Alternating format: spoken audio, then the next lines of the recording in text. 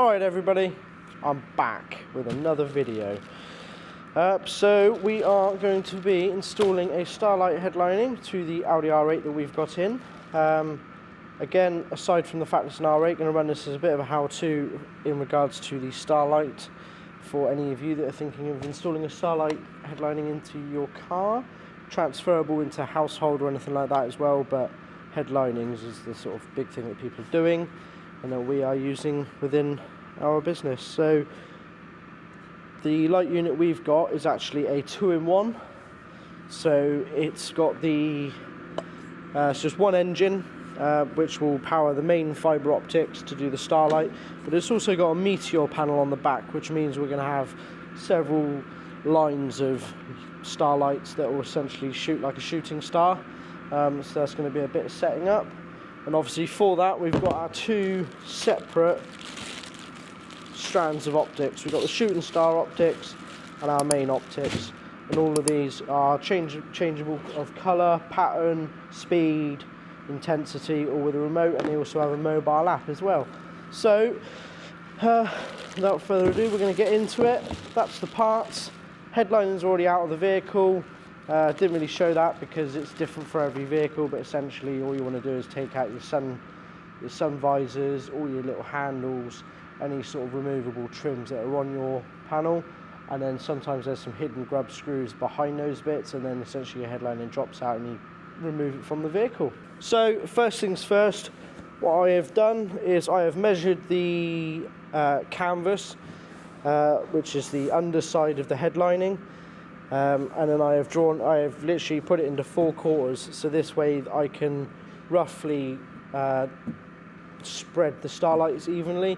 Obviously there is going to be no pattern to this, it is going to be completely random to make it look like the sky, but we don't want to put 300 in this corner and then 50 in this corner, because that's going to look really bad. So got it divided up into quarters like that, and we can spread it across.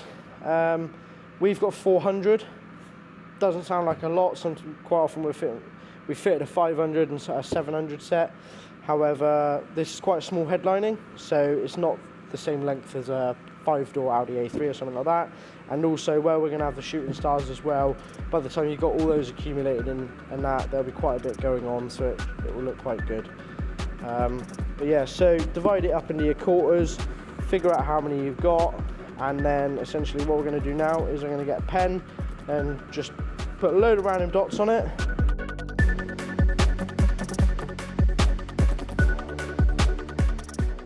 So it'll look a little something like that once you've done all your dots. Got 100 dots in this section now, as you can see, completely random. I haven't done the other sections yet, but that is essentially what you are looking to do. Make sure that you bring them nice and close to this line, like I have here. I've got quite a few quite close. Also put some on the line. I'll do that in the next quadrants, because otherwise what you can do is, even though you don't really notice it, but if they only came to sort of roughly where my pen is now, when you've actually done it all, you end up with a big cross up through the middle of the headlining where you haven't got lights, and it does get noticed. So yeah, make sure you sit it quite close to that edge and go on it as well. In fact, I'm actually going to put one there, right on that line, and I'll cross that one out because I'm not going to use that one. Obviously this is on the underside of the headlining, so none of this is visible. This is just for ourselves. And then we're going to poke these holes through. Sometimes you can use a big needle. We've got a big needle for this, but this headlining is actually pretty solid, so we're going to use a very small drill bit and just finely drill through, and it'll give us a lovely hole for the fibre to go through.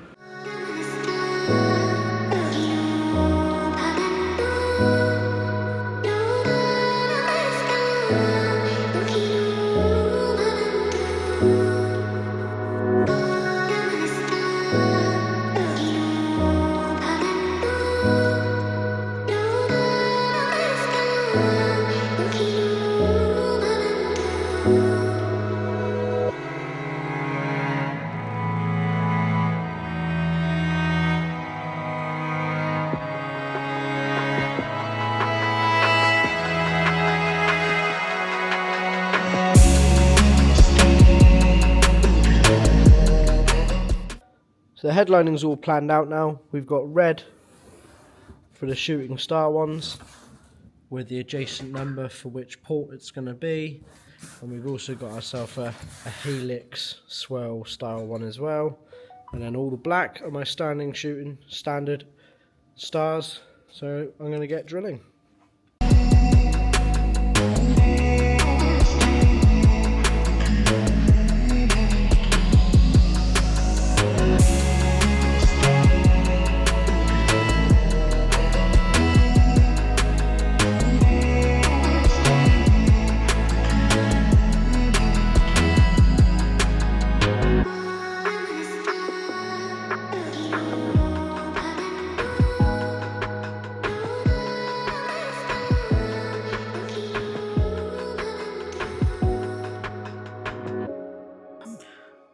Okay, so it's worth noting at this point, I've got all my holes drilled. However, I'm putting the first few fibres through for the shooting star section, just so that I can make sure that that part is all working and that I've got them in the right order and I can see how they function and make sure the spacing is all right before committing any further. Don't want to finish the whole headlining or get all the holes fed through and find that they're not the right way round or I've got the wrong strands in. So always make sure to just use a couple and check that first. Now I'm moving on to putting all the shooting star fibres through. As you can see, I've got them taped up into their separate sections, so each taped quadrant is each number, so like strands 10, strands 8, strands 6, so that they can go off and be shot at the same time and it all works in the right order.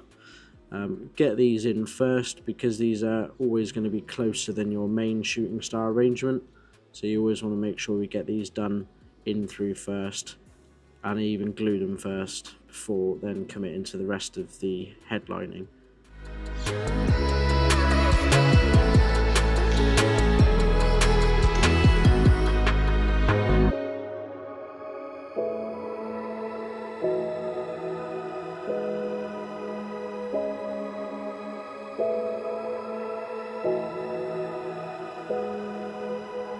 Alright, so now I've got all the shooting star fibres in the headlining poked through. Still got the arrangement pretty organised and tidy. So now I've got the heat gun in warming up, heat gun, hot glue gun, and I'm going to glue all these fibres in from the back, giving them a nice solid purchase so they can't pull back through. And then we can move on to the main fibres. Once that's done, I'll plug them in, make sure they all illuminate as they should, but I have checked them and they do work, but I will do that again once they're all glued, just to make sure that none of the fibres have been damaged or anything like that. But this is what it looks like. So this is just the shooting star fibres, which are the ones that will work in an orderly fashion. On the other ends, I've numbered them all as well, so I know which firing order to put them into the machine. So there is absolutely no confusion on how they're going to work. So I'm going to get those all glued in.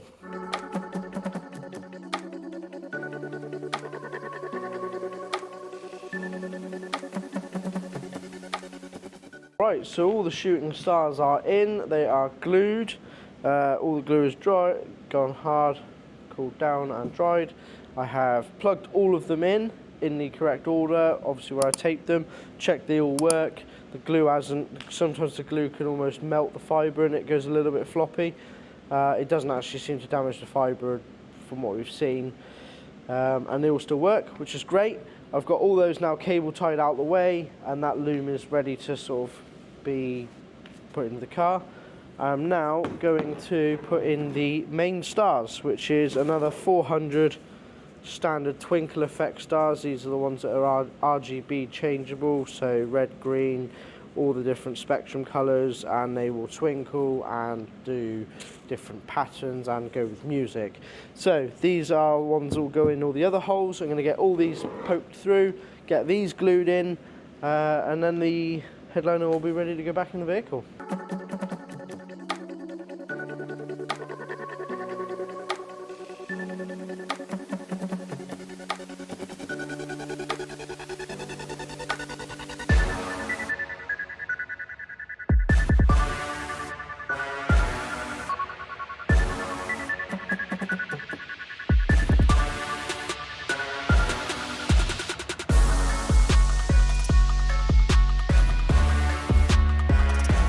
Right, all the fibres have been fed through the holes and I have just finished gluing them all.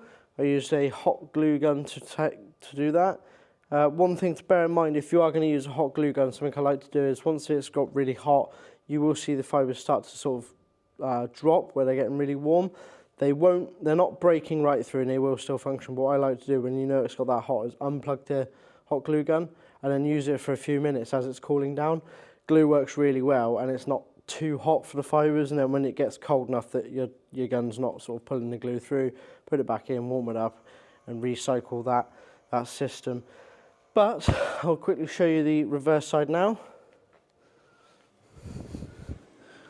So as you can see, all the holes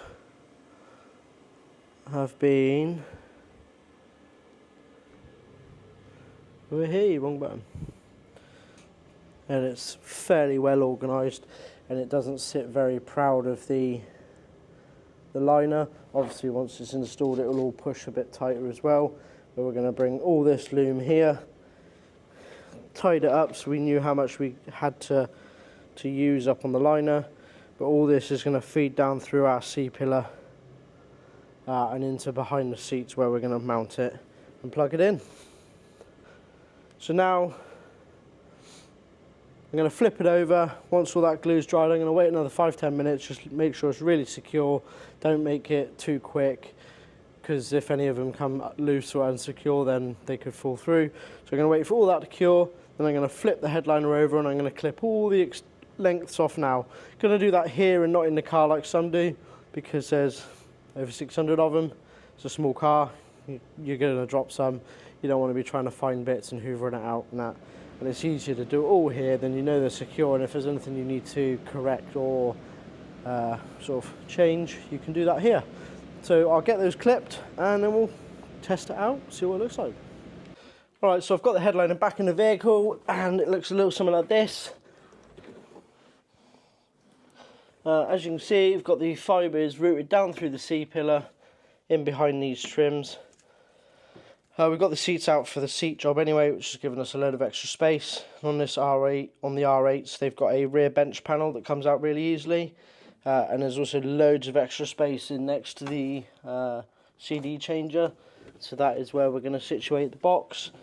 We're going to get it plumbed in there, get it all... we're going to try and figure out a way of potentially bolting it down or fixing it down.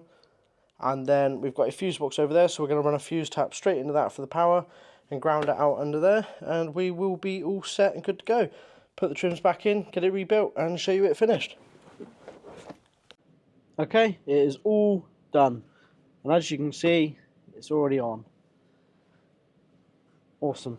As you'll see there, you would have just seen the shooting stars. So a quick walk through, we've got a Bluetooth remote. We've also got an app on the phone that does all the same functions as the remote, and a bit more as well, where you can program your own sequences for the main coloured stars, so you can put them to change from red to green to yellow to blue in a certain order. So it's quite in depth, but with the remote you can change the colours, if you can see that on the camera. Let's get you up in there, there we go, look at that. Red, green, blue. Let's knock these off. Yellow. Then we can put it onto different modes where it now twinkles.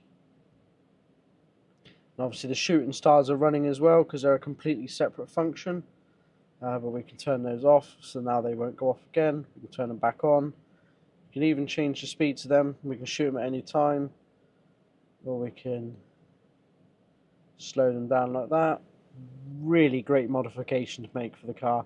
Just completely enhances the cockpit experience, changes the driving atmosphere, everything. It's really cool. To see it on the road at night, it is smart. It doesn't overpower you, because obviously a lot of it's actually above your head and behind you. You don't really see a lot of it, it's just not really that distracting. But you do know it's there, and there's a really cool effect when you see it in the rear view mirror. You can see it above. That looks smart. Yeah, really, really cool. So that is how you stick one in.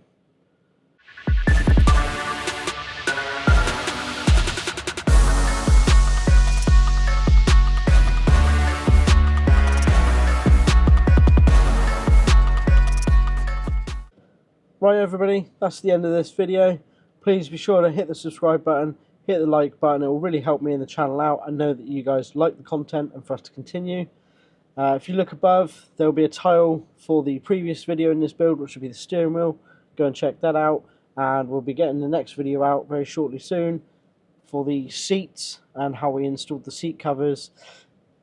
Bear with in that video, there was a small discrepancy with the fact that I didn't set up the camera right, so you got that to look forward to. But otherwise, stick around, more videos to come. Thanks for watching.